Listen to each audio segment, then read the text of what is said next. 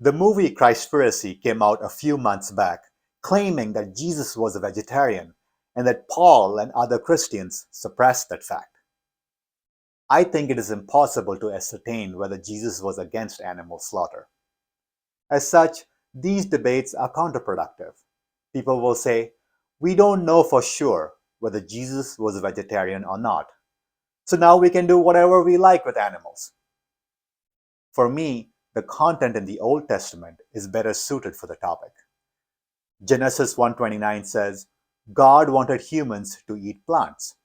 And Isaiah's peaceable kingdom says, we will live in harmony with animals. Even when the Israelites lived as herders, they knew there seemed something unpeaceful with killing animals.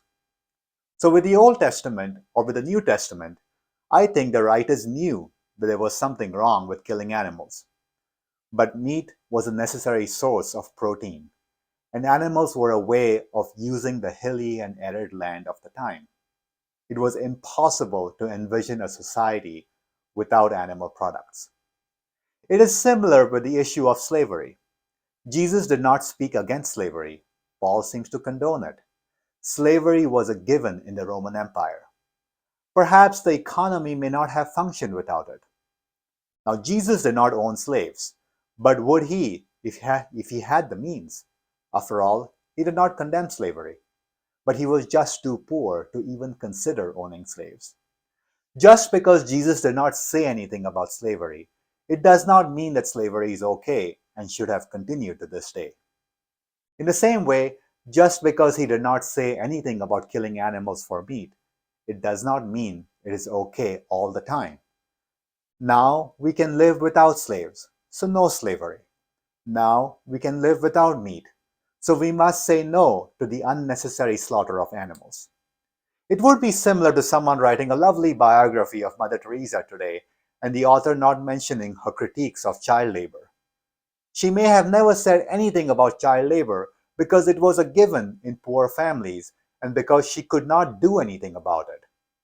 She focused on other things and did it well.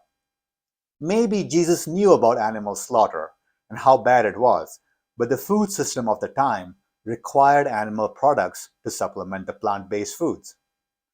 I always go back to whether Jesus would be okay with factory farming today when we can easily live without eating its products.